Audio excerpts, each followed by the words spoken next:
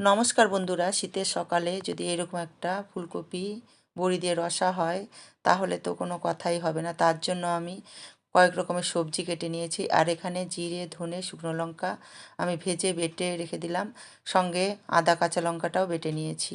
তারপরে কড়াইয়ে তেল দিয়ে আমি বড়িগুলোকে ভেজে তুলে নিচ্ছি। তারপরে জিরে ফোড়ন দিয়ে ফুলকপি আলুটা ভেজে নিয়ে তার মধ্যে আমি আর যেগুলো সবজি ছিল সেগুলো আমি দিয়ে দিলাম।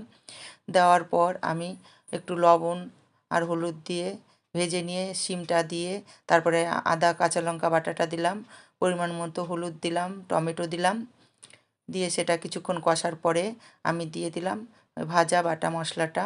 সেটা নাড়াচাড়া করে নিয়ে আমি দিয়ে দিলাম পরিমাণ মতো জল।